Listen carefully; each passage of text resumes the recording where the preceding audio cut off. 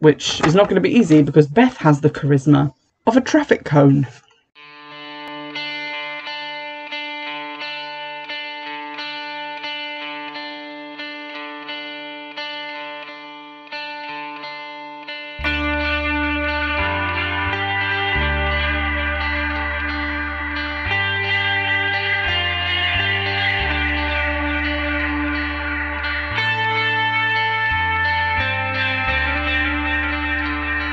Hello everybody, welcome back to Witchfix and to another episode of What Did I Just Watch? To be fair, for everything that I'm about to say about it, I quite enjoyed this film. I don't know that I enjoyed it for the right reasons, but there we go. Oh no, the computer's frozen. Great.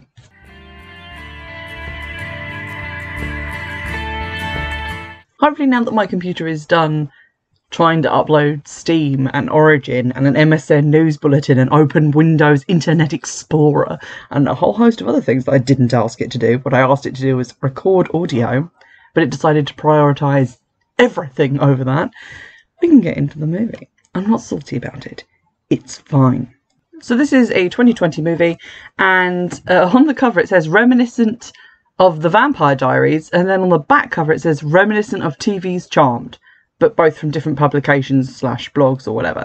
So it's definitely reminiscent of a lot of things. The blurb on the back of the box is mostly, I would say, pretty dead on. It says, 5 young witches come together to perform a ritual to invoke the ancient powers of the witch Ashura. The leader of the coven gets carried away and accidentally kills one of the witches.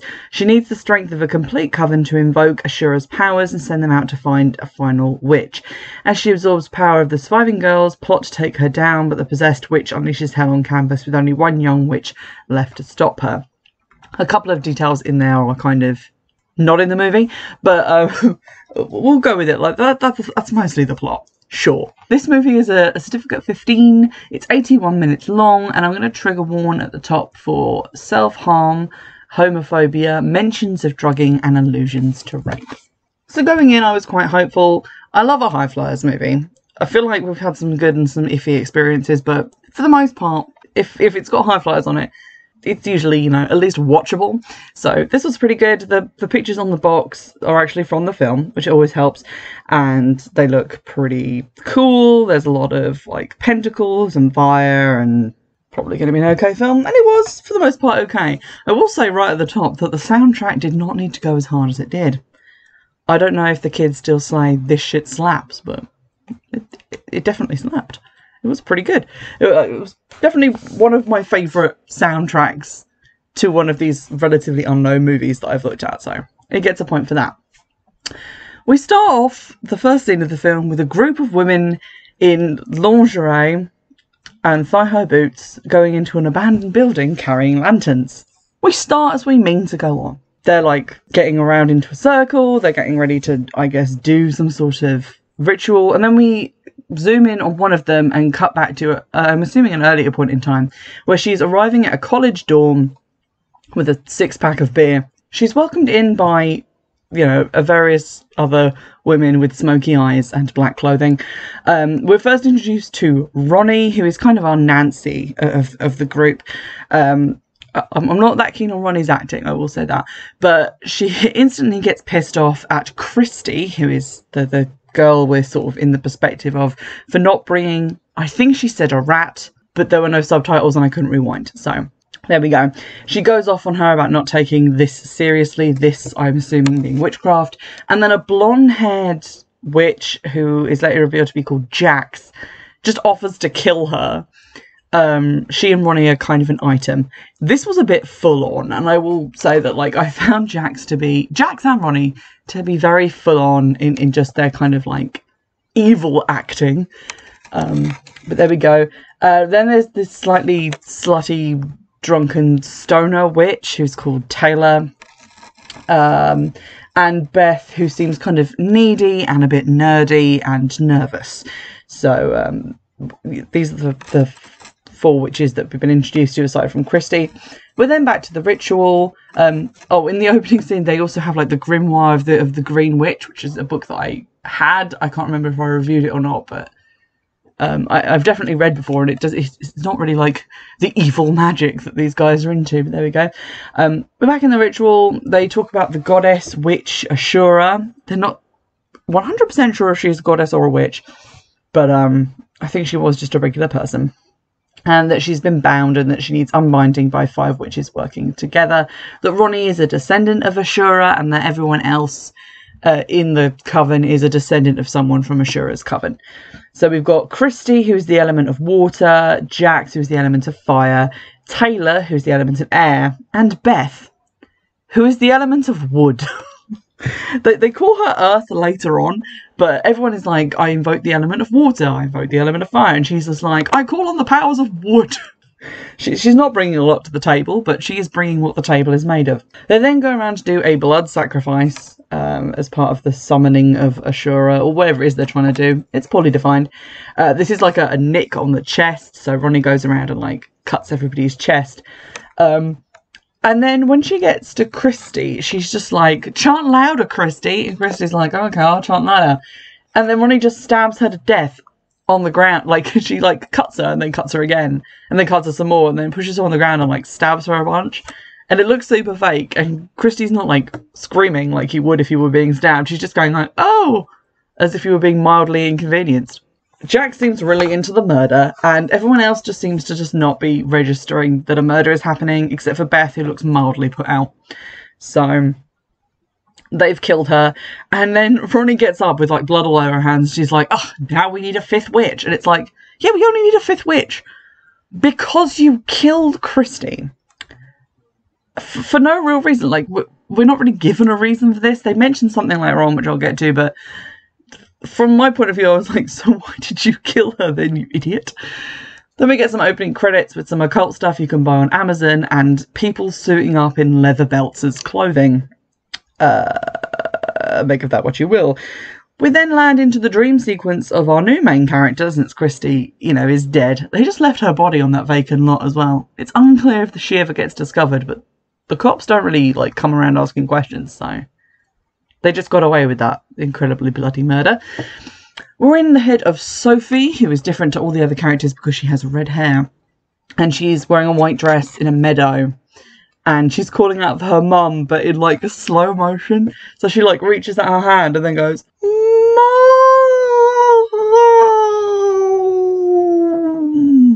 They replay this 4 times throughout the movie, and it never stops being funny. I would say it gets funnier each time they do it, actually, but she calls out for her mom, and then bites into an apple, but it's full of bugs, and then she wakes up, and she's with this psychic who works out of a witchy store, and I guess also owns the store, but her name is Emily. They're trying to contact Sophie's mother, and this is the first day that they've managed to get through. That's all we really get on that. We then go back to Beth, who is doing a little bit of research in the library, and she has a little flashback to Christy's death and seems shocked or, like, again, mildly upset, like she's just remembered something embarrassing she did in 3rd grade. But she's going through a big book and then she goes, Eureka! And phones Taylor. Taylor's making out with her boyfriend, because I guess she's like the extra slutty one. I don't know, like, that just seems to be her personality. That she has a boyfriend who is mysteriously present at quite a lot of their evil meetings. Like, Tristan, I've just made up a name for him. Is your band not practicing somewhere? Go be with them. But anywho, she meets up with Taylor and they decide to do a spell to try and find their 5th member. And they need someone who is descended from the correct bloodline, like in the original Coven. It's super poorly explained and we never really find out who Sophie is meant to be descended from, or like a lot of stuff. I mean, she does play one of the characters in a flashback, so I guess you can kind of infer from that, but like, was Christy said she was descended from someone. Why didn't Christy work? I'm confused. Anywho, they do a spell in the gazebo at the centre of campus in broad daylight and in front of Taylor's boyfriend Tristan, to like summon the 5th. And the spell causes like a whoosh, which makes Sophie, who's like 5 feet away, drop her books. They couldn't find her. She lives on the same floor as 2 of the other people. These guys are terrible at their jobs. Anywho, Beth instantly tries to befriend Sophie. Sophie's not having it. She's just like, no, I want to study in my room alone without you. Go away.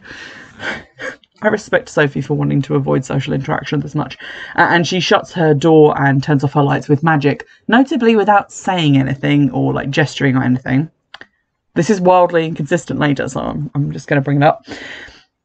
Ronnie then drives her like vintage sexy convertible car into a warehouse, which has like a living room set up right in the middle of it, and these sort of long chiffon hangings coming right down from the ceiling. It looks cool, and like, again, like the location setup of this whole movie is really good. I mean, it's kind of pointlessly cool. Like in The Craft, when you think about like when they were hanging out that one time on just that random like sofa cushion that they found in the dark park that they ran through on their way back to Sarah's house. It's not set up to be cool, it's just kind of like grungy and there. Whereas this looks like someone set up a music video and it's like, which one of them climbed all the way up there to hang these hangings? Or did they put them there with magic? But yeah, the general sort of settings, costume design, all of that's quite good. Like the production values are pretty good.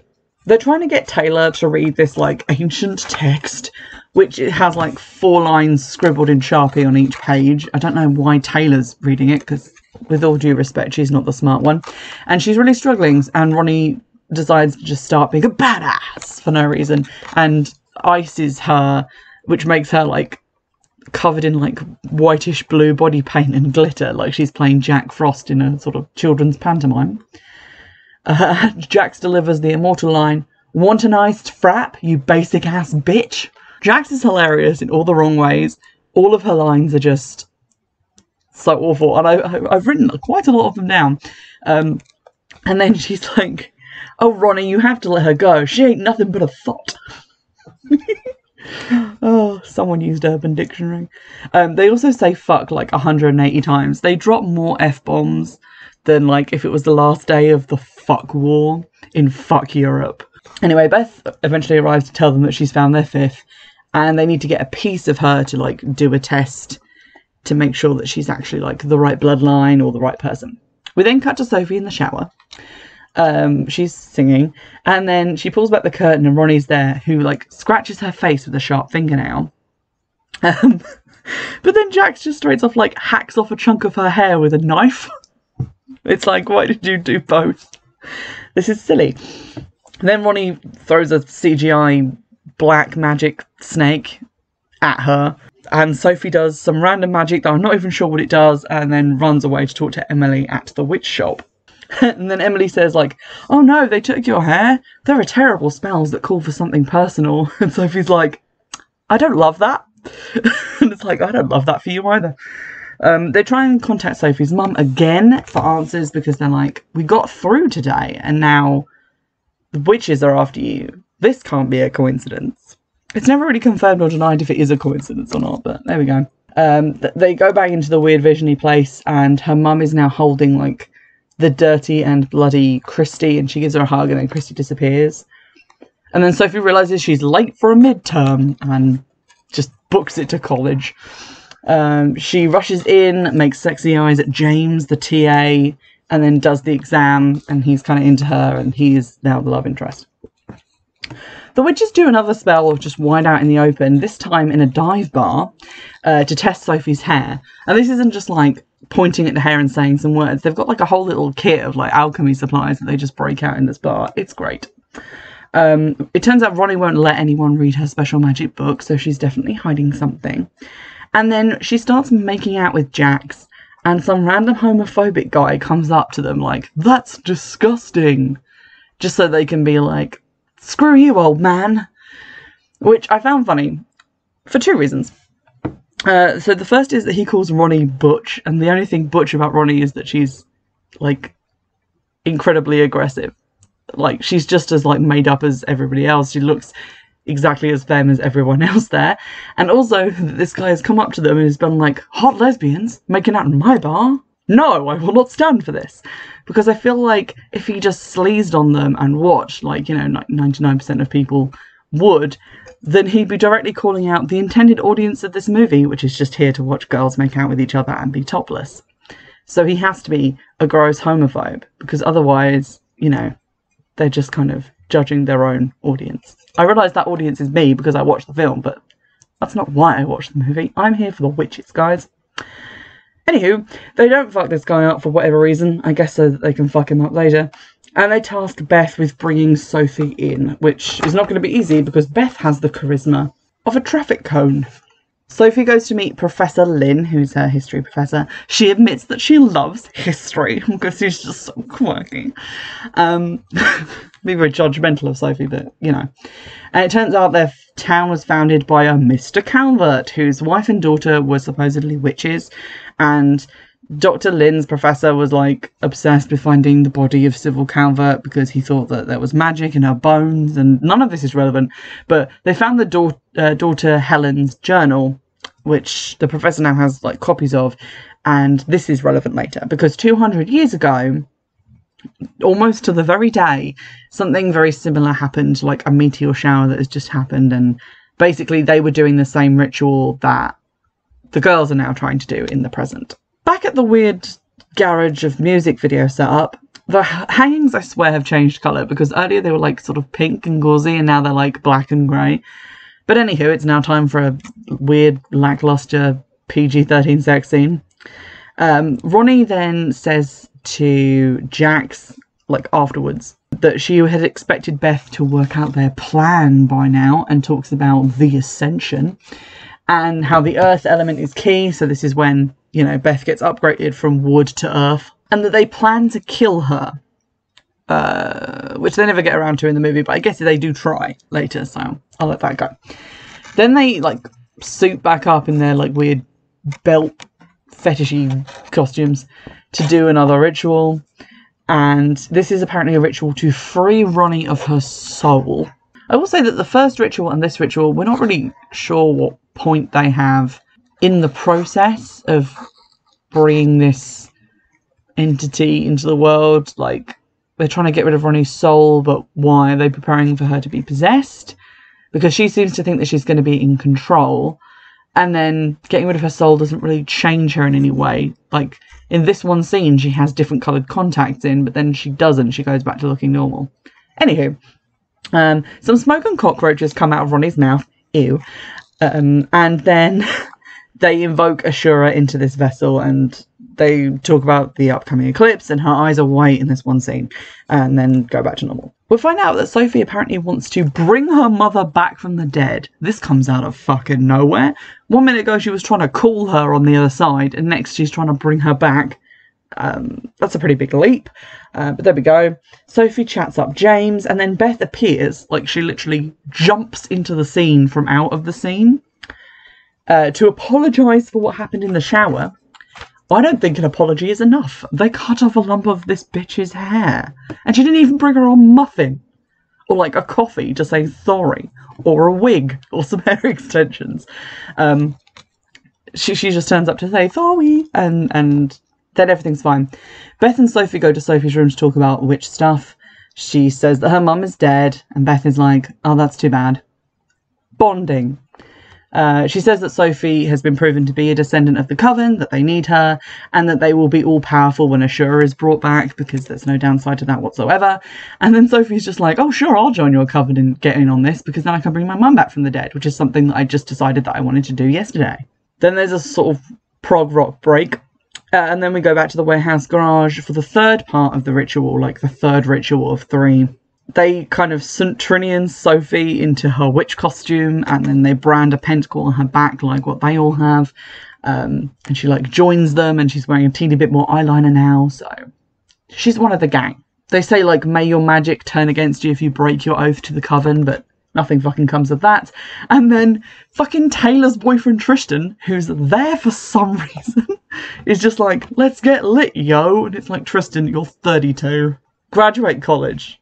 Move home to Wisconsin. Get a job at the dairy farm. Your dad is disappointed in you, Tristan. To any listeners who are called Tristan, I'm very sorry for how uncomfortable you might be feeling right now. Anywho, we go back to Vision World. There was like a weird stutter on the DVD, which I had to take the plastic wrap off to play it. So I know it's not damaged, but it was literally like, next scene won't play, like a very jarring switch. So I don't know if it was badly edited or if there was an issue with the DVD, but it is what it is.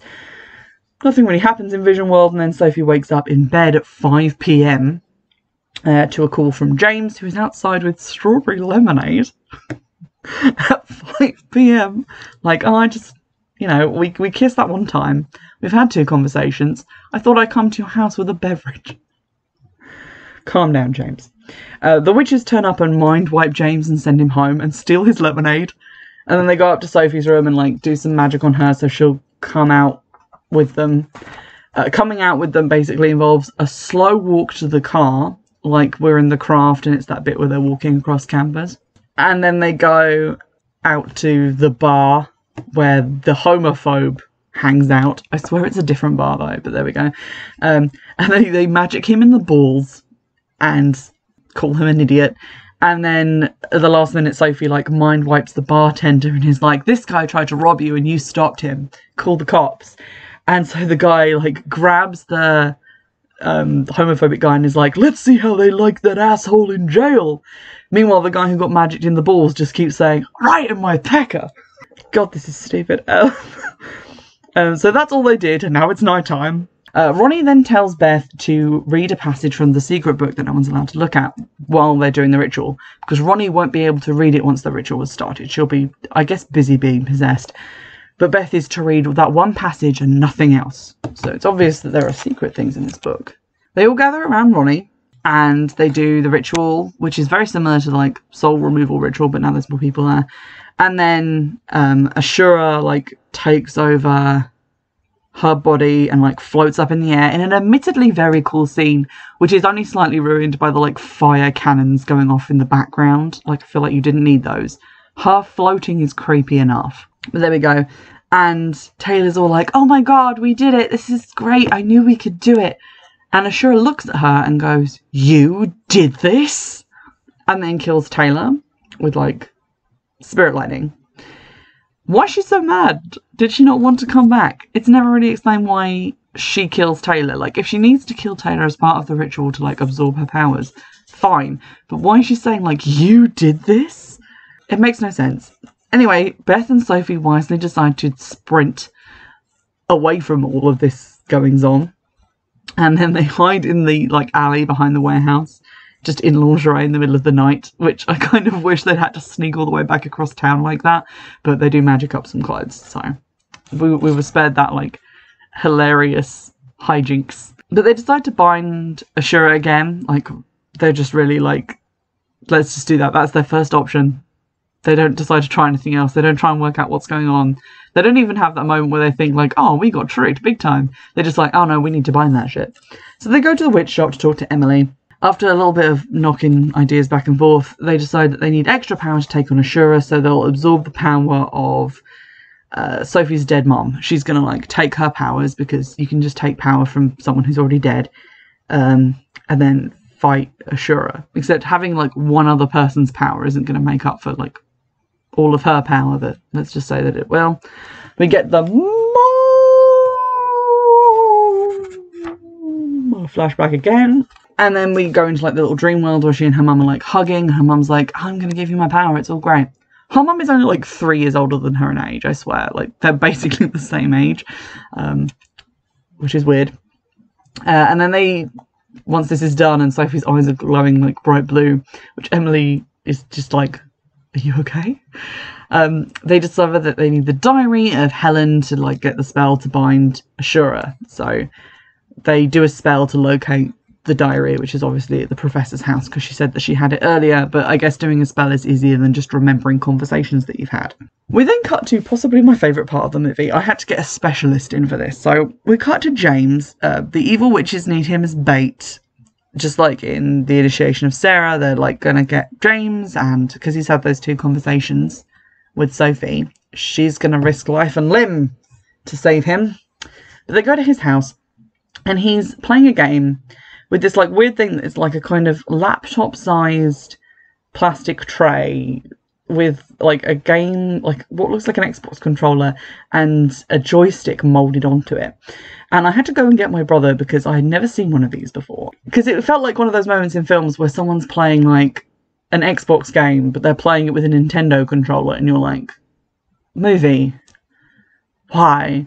Anyway, so he came in and said authoritatively that the game that James is playing is Call of Duty and that he's playing it with a controller thing that you mostly use for flight simulators. So I feel like it would have been easier just to find a games controller as opposed to one of those things. But that's stupid. Anyway, the witches show up and they kidnap James. And the other witches, the good witches, Beth and Sophie, arrive at Dr. Lynn's house.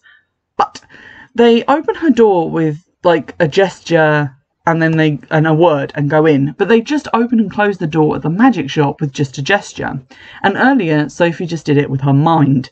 So I'm really confused as to how magic is meant to work, because it doesn't seem to be consistent when there are, like, 4 different ways to open a door, and we've seen one person use all of them. Also, if you've just got a lot of power which you need to go and fight an evil witch, maybe open doors by hand. Like, if it's just like the shop door, which you know is already unlocked, because you don't want to be wasting power on stupid stuff. Anywho, Dr. Lynn is very quickly on board. They read the diary, and it says that Helen's aunt Aurora was possessed by Ashura and had to be bound/destroyed. Which means that Ashura isn't like someone from 200 years ago who they're trying to bring back. She is from a previous time. And it kind of goes unexplained as to where that is from, if they're descendants of the people from 200 years ago, or if they're descendants from further back, or if they're all descendants from everybody. So, like, they're descendants of both the people from 200 years ago, who are also descendants of people who originally knew Ashura. Unclear. Ashura is apparently a Muslim festival, by the way. I googled it because I was like, is this a demon or some real entity? And it was just like, do you mean the Muslim festival? And I was like, no. But there we go. Beth suddenly says she has a plan, and she knows how they can defeat Ashura. It turns out her plan is do the ritual that we found. I don't think she gets credit for that plan. But there we go. Jax and Ronnie and the kidnapped James arrive at the house. Jax just randomly high kicks James in the face and calls him a punk bitch. I had a 20-minute laugh break. They chase the good witches away. They get in a car with Dr. Lynn and drive off. And then Beth tries to explain her incredibly detailed plan of, let's just do the ritual we found using algebra, which I didn't write down because I'm not a nerd. But then Dr. Lynn is like, we're history people. We don't do math. And I'm like, I'm fairly certain there's an intersection between math and history. Otherwise, how would you work out, dates? But there we go. The car right in front of them blows up at an intersection. And they're like, oh shit, the witches found us. That or terrorism. They get attacked by Ronnie and Jax. And Beth is like, leave us alone, you slutty witch. Beth decides to cast the spell from the journal while Sophie does, like, magic Jedi lightning with Ronnie, and Dr. Lynn smacks Jax unconscious with a tire iron. So Jax doesn't even get defeated by witchcraft, she gets defeated by metallurgy. They need, basically, the spell is a good person needs to die so that the bad person can be killed. That whole balance shit. So Sophie tries, but because she's not actually willing to die, it doesn't work. And then Dr. Lynn jumps into the lightning and is like, I'll sacrifice myself for you. And it works. And Ronnie turns into smoke and blows away. So she's gone now. And Dr. Lynn collapses on the floor. And Sophie, grabs her, don't leave me. I need you. Is her, actual line. For, what? They've had, 2 conversations. She's just a history professor. Does she need her to mark the midterm? A TA can do that. But oh well. James then wakes up and Sophie drops Dr. Lynn like a hot potato and goes rushing over to him because, they kissed once and have had 2 conversations. So they're going to get married and have 4 kids now. The cops arrive because a car just blew up, so I get that someone may have called them. And they arrest Jax. But I don't know for what, because she didn't do anything illegal.